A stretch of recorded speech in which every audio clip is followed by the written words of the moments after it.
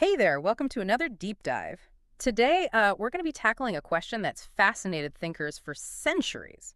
Why do some nations thrive while others struggle? We've got some great insights from a breakdown of the book Why Nations Fail. So, whether you're brushing up on global affairs or just curious about the world, this one's for you. The book dives into this really intriguing idea that a nation's success isn't determined by its resources, but by its institutions. That's right. And the authors go deeper to distinguish between what they call inclusive and extractive institutions. It's this difference that can make or break a nation's future. You'd be surprised how much impact these seemingly boring structures have on everything.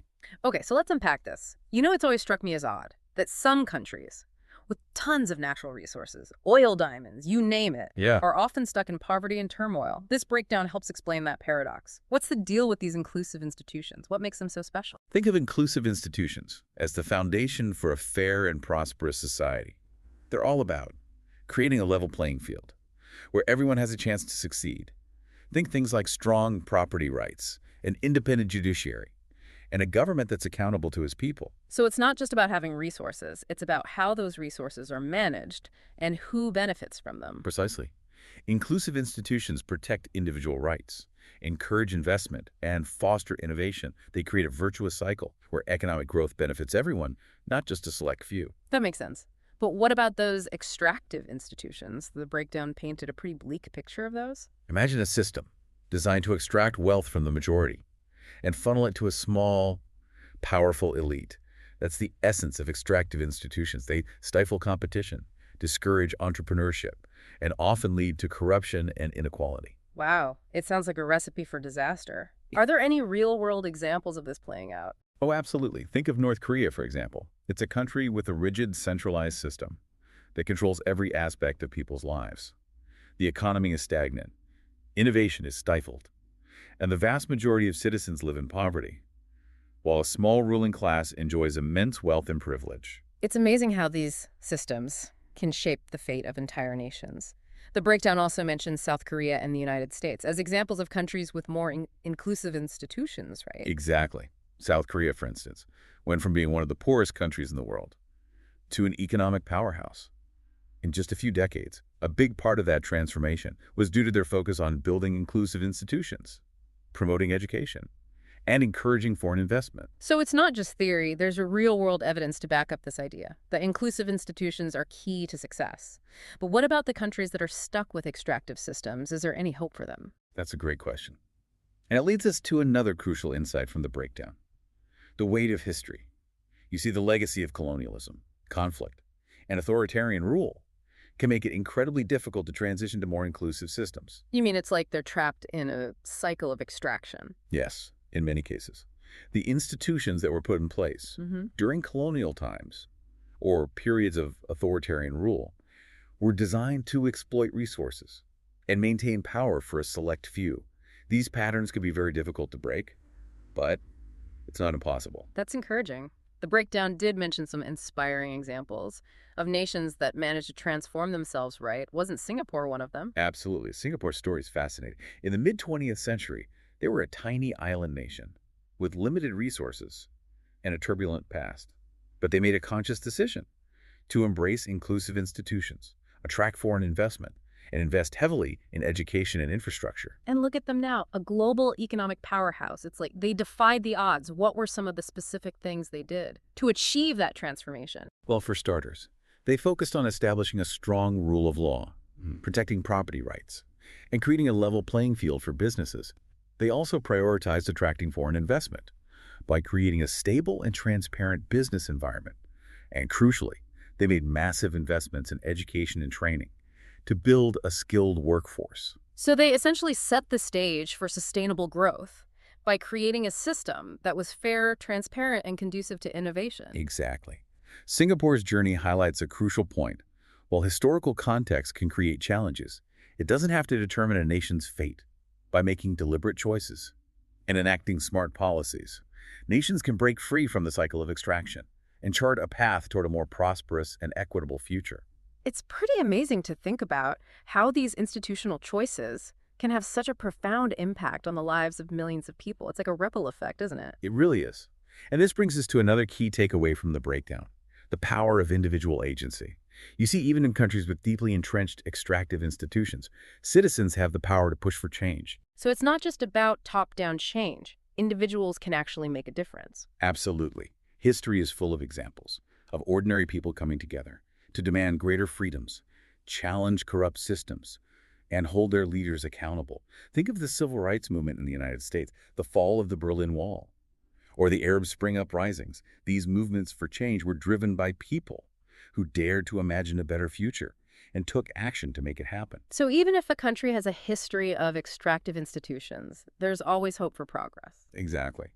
The book argues that institutions are not set in stone. They can be reformed, reshaped, and even completely transformed through collective action, political will, and a commitment to building a more just and equitable society. That's incredibly inspiring. It means that even in the face of seemingly insurmountable challenges, change is possible.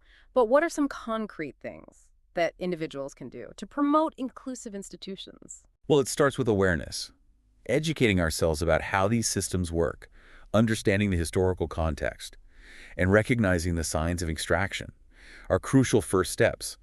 Once we have that knowledge, we can start to identify opportunities for action. So knowledge is power, as they say. But what comes after awareness? How do we translate that knowledge into meaningful action? There are so many ways to make a difference. It could be as simple as engaging in informed discussions about these issues with friends, family, and colleagues. It could involve supporting organizations that are working to promote transparency, accountability, and good governance. Or it could mean getting involved in political activism, advocating for policy changes, and holding our elected officials accountable for their actions. It sounds like there's a role for everyone to play, no matter their background or level of expertise. Is there anything else the breakdown highlighted as being particularly effective in driving change? One thing the authors emphasize is the importance of fostering a culture of innovation and entrepreneurship. When individuals have the freedom to pursue their ideas, start businesses, and create wealth, it benefits the entire society. This requires a supportive environment where property rights are protected, access to capital is available, and the government doesn't stifle competition with burdensome regulations. It's about creating a system where risk-taking is rewarded and people feel empowered to contribute to the economy, right? Precisely. A thriving economy, fueled by innovation and entrepreneurship, can create a virtuous cycle. As more people succeed, it generates wealth, creates jobs, and expands opportunities for everyone, further strengthening the foundations of inclusive institutions. So it's about creating a system that benefits everyone, not just a select few. That's a powerful message, but let's be realistic. Changing deeply ingrained institutions is no easy feat. What are some of the challenges that individuals and societies might face when trying to promote inclusivity? One of the biggest obstacles is often resistance from those who benefit from the existing system. Elites who hold power and control resources may be reluctant to give up their privileges, even if it means holding back the entire nation. It's like that saying, power concedes nothing without a demand. So how do we overcome that resistance? It requires a combination of strategies. Building broad coalitions of like-minded individuals and organizations is essential. Raising awareness, mobilizing public opinion, and putting pressure on those in power are also crucial. And sometimes it takes courageous individuals who are willing to stand up, speak truth to power, and demand change, even in the face of significant risks. It's inspiring to think about the countless individuals throughout history who have fought for a more just and equitable world. It reminds us that even small actions can have a ripple effect and contribute to meaningful change. Absolutely. Every voice raised against injustice, every act of courage, every effort to promote inclusivity adds to the momentum for positive change. It's a collective endeavor. That requires perseverance, resilience, and a belief in the power of human agency. You know, it's easy to feel overwhelmed by the scale of these challenges, but this deep dive has really highlighted the fact that we're not powerless. We can all contribute to building a better future, even if it's just in our own small way. I completely agree. It's about recognizing our own agency, understanding the dynamics of power, and finding ways to use our voices and actions to promote positive change, whether it's supporting organizations fighting for social justice, advocating for policy reforms, or simply engaging in a respectful dialogue with those who hold different views. Every effort counts. It's about being informed, engaged, and active citizens. And it's about remembering that even amidst complex global challenges, each of us has the power to make a difference. The book doesn't offer all the answers, but it does provide a valuable framework for understanding the forces at play and the potential for transformation. It encourages us to ask critical questions, challenge assumptions, and envision a world where every nation has the opportunity to thrive. And that's a world worth striving for, isn't it? Absolutely. A world where inclusivity, justice, and opportunity are not just lofty ideals, but lived realities. Well said. This deep dive has been a real eye-opener. It's given me a deeper understanding of why nations succeed or fail, and the role we can all play in shaping a better future. As we wrap up, I'm curious to hear your thoughts on a question that's been lingering in my mind. The book makes a strong case that institutions can change. But if that's true, what are the biggest obstacles to that change? And how might we overcome them? That's a great question. And it's one that gets to the heart of the matter. You're right, change is possible, but it's rarely easy. One of the biggest hurdles is the inertia of existing power structures. Those who benefit from extractive institutions often have a vested interest in maintaining the status quo, even if it's detrimental to the majority. So it's like a catch-22. The very systems that need to be reformed are also the ones that make reform so difficult. Exactly. It's a complex web of political influence, economic interests, and social norms. And we can't forget about the historical baggage. The legacy of colonialism, conflict, or authoritarian rule can cast a long shadow, making it even harder to establish inclusive institutions and break free from those patterns. It's like those historical patterns become self-perpetuating, creating a cycle that's tough to break. But the book also highlights examples of nations that have transitioned to more inclusive systems, even when facing those challenges, doesn't it? It does. Those examples offer a glimmer of hope and a roadmap for change. Think about the dismantling of apartheid in South Africa, or the democratic movements that swept across Eastern Europe. These were moments when people said, enough is enough, and demanded a better future. They show that even in the face of seemingly insurmountable obstacles, transformation is possible. So if we believe that change is possible, what can we do to overcome those obstacles? How can we as individuals and as a global community work towards a more just and equitable world? Collective action is key. It's about citizens coming together to demand accountability, push for reforms, and hold their leaders to higher standards.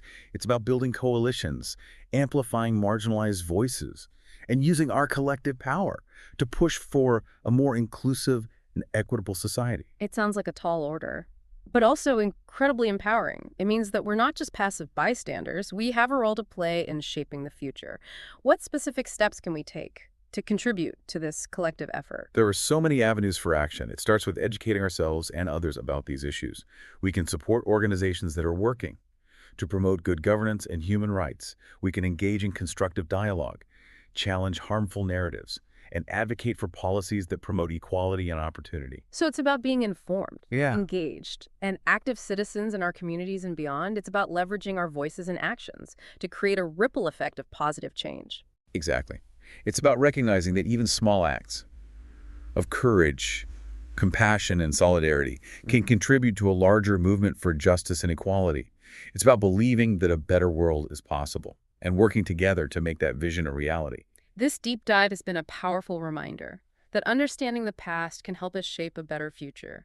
It's given us a framework for thinking about how institutions shape our lives and the potential for positive change. I hope it's inspired you to think critically about the world around you and to consider your own role in promoting inclusivity and justice. It certainly has. It's a call to action for all of us to become more informed, engaged, and empowered citizens. And who knows, maybe our actions today will plant the seeds for a more just and equitable world tomorrow. Thanks for joining us on this deep dive.